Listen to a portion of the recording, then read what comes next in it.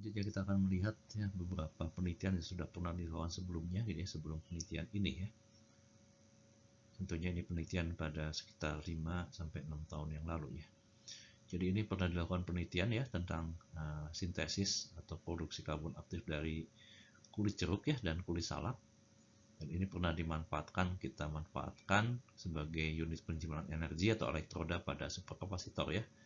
Dan juga pernah kita coba untuk proses absorpsi zat warna ya sebagai absorben. Jadi pernah kita gunakan karbon aktif dari kulit jeruk dan kulit salak itu sebagai absorben dan juga sebagai bahan elektroda pada superkapasitor. Lalu juga pernah dilakukan penelitian mensintesis nanokarbon dari minyak kelapa sawit, dari minyak kerosen, minyak tanah ya, dan juga minyak terpentin. Dan ini menggunakan proses yang sama yang kita gunakan pada penelitian ini, yaitu nebulize spray pyrolysis dan aplikasinya sebagai bahan elektroda positif atau katoda pada superkapasitor. Dan dari dua material tersebut ya kita coba gabungkan karbon aktif dengan nanokarbon, karena seperti kita ketahui karbon aktif itu memiliki luas permukaan yang cukup tinggi, tapi konduktivitasnya rendah, sedangkan nanokarbon memiliki konduktivitas tinggi namun luas permukaan yang rendah. Jadi kita gabungkan ya, sehingga nanti kita akan peroleh suatu komposit nanokarbon yang memiliki konduktivitas tinggi dan juga luas permukaan yang memadai ya. Nanti kita akan coba gunakan sebagai material superkapasitor. Selanjutnya kita akan melihat sedikit review tentang nanokarbon. Jadi nanokarbon itu merupakan material karbon ya yang tentunya berbahan dasar karbon yang terstruktur memiliki ukuran partikel berskala nanometer.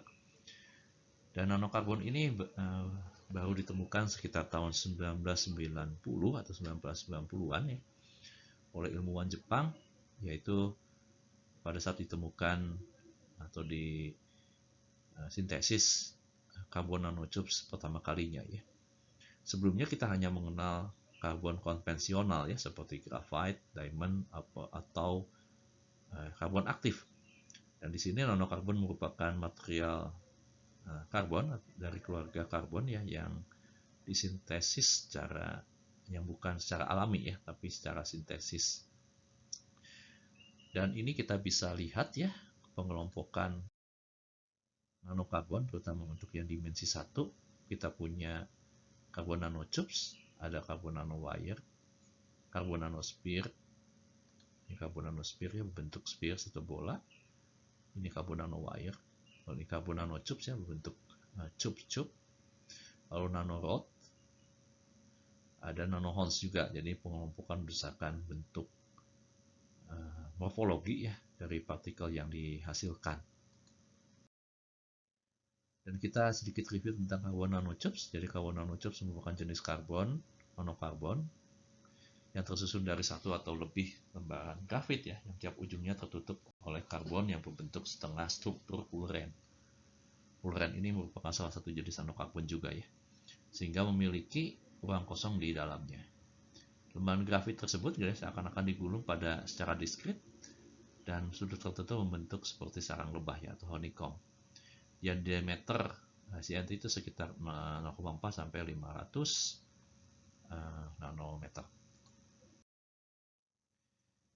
Oke, ada dua jenis ya CNT yang kita kenal ya sampai saat ini, yaitu jenis single wall yang memiliki diameter dari setengah sampai 1,5 nanometer, dan jenis multi wall ya yang wallnya itu terdiri dari lebih dari satu lapis. Multi wall CNT ini memiliki diameter di atas 100 nanometer. Nah, sintesis CNT gitu ya yang kita bisa lakukan ya untuk mensintesis CNT, yaitu pertama kali tahun 1990-an itu CNT disintesis gitu ya, disintesis dengan menggunakan discharge. Jadi namun dengan menggunakan discharge ini ternyata yield yang dihasilkan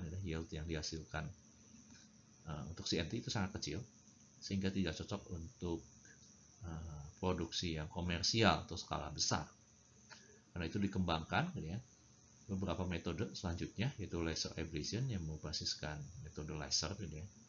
Namun sama seperti astisat, ini pun yieldnya masih terlalu kecil ya untuk skala masif.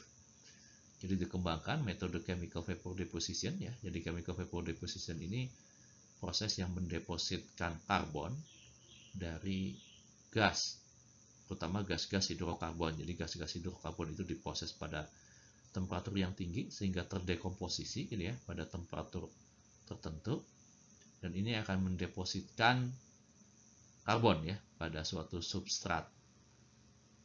Namun adapun kelemahan dari chemical vapor deposition, meskipun sudah dikembangkan untuk skala komersil, dia itu bisa menggunakan gas-gas hidrokarbon yang sangat toksik ya, seperti metan dan yang lain-lain.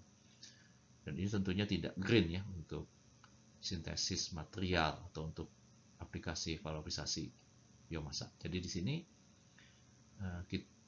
selain itu pun, jadi ya, chemical vapor deposition merupakan proses yang sangat kompleks.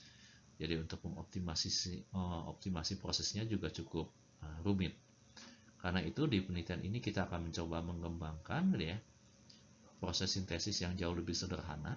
Jadi kita tidak menggunakan prekursornya itu gas, namun menggunakan larutan. Atau di sini kita gunakan minyak goreng kelapa sawit bekas ya sebagai sumber karbon yang kita coba nanti akan panaskan gitu ya. Terus nanti kita nebulisasi ya dalam bentuk nebulisasi, dan kita deposisi gitu ya, deposisi material karbon tersebut dari minyak goreng kelapa sawit itu di atas material karbon aktif yang sudah kita sintesis sebelumnya. Jadi sebenarnya ada dua bahan baku ya yang kita gunakan untuk sintesis komposisi NT di sini. Yang pertama tentunya minyak goreng kelapa sawit ya bekas yang kita gunakan pada proses nebulisasi. Dan yang kedua yaitu kita gunakan bahan baku yang berupa kulit buah salak ya, yang kita gunakan untuk memproduksi substratnya atau tempat untuk menumbuhkan CNT ya. Dan kita gunakan karbon aktif dari kulit buah salak yang kita ketahui sudah memiliki properties luas permukaan yang cukup besar, yaitu sekitar di atas 2000 meter persegi per gram. Dan nanti kita akan dapatkan material komposit nanokarbon, karbon aktif yang memiliki luas permukaan besar dan juga konduktivitas yang cukup tinggi. Dengan gabungan dua properties ini ya, luas permukaan dan konduktivitas, diharapkan kita bisa menghasilkan suatu material karbon yang dapat digunakan pada katoda atau elektroda positif pada superkapasitor. Sekarang kita akan meninjau untuk nebulized pre-pyrolysis ya. Jadi prinsipnya itu kita gunakan sumber karbon, yaitu kita aerosolkan, dan kita akan menggunakan bersamaan dengan gas inert seperti nitrogen. Kenapa inert? Karena kalau misalkan ada kehadiran oksigen, di situ akan memicu proses oksidasi atau pembakaran, sehingga nanti sumber karbonnya tidak akan optimal terkonversi menjadi material karbon, tapi akan berbentuk keluar menjadi CO2 ya, kalau misalkan tidak kita gunakan gas inert. Jadi kita menggunakan proses pyrolysis ya, yang kita gabungkan dengan proses nebulisasi, makanya disebut dengan nebulized pre-pyrolysis. Dan kelebihannya jadi kita bisa menghasilkan CNT yang cukup homogen ya, dan cukup baik ya kualitasnya. Ini dari hasil penelitian-penelitian yang sebelumnya. Dan untuk larutan prekursor ya, larutan prekursor ini merupakan sumber karbon yang kita gunakan untuk produksi nanokarbon. Tentunya yang menjadi persyaratan ya, itu larutan tersebut atau minyak tersebut harus mengandung banyak atom karbon, dan viskositas dan tegangan permukaannya harus rendah ya. Dan di sini kita gunakan minyak goreng kelapa sawit ya, kelapa sawit bekas atau jelantah ya, yang tentunya cukup pekat. Jadi pada awal-awal kita coba akan encerkan terlebih dahulu ya, sehingga kita bisa menurunkan viskositas maupun tegangan permukaannya.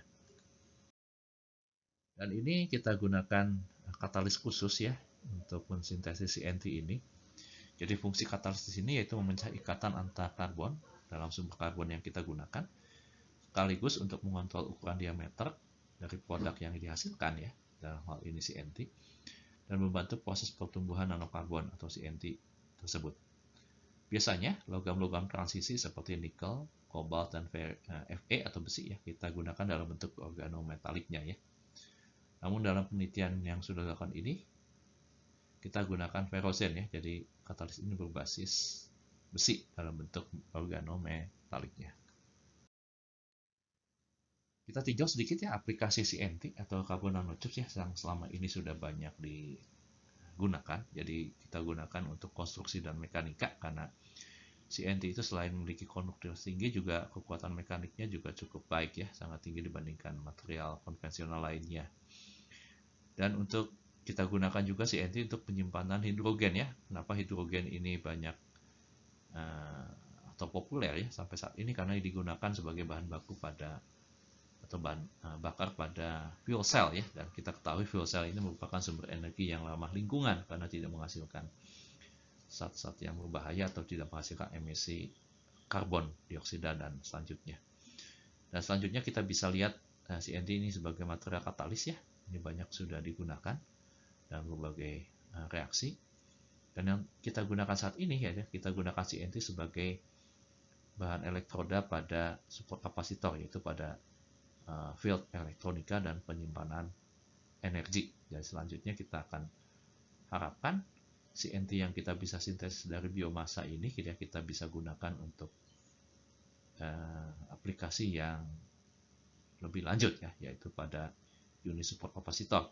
Dan unit support kapasitor ini kita gunakan sebagai unit pendukung selain baterai ya pada aplikasi renewable energy dan juga untuk aplikasi di hybrid vehicles ya atau kendaraan listrik ya yang kita bisa gunakan di masa-masa yang akan datang.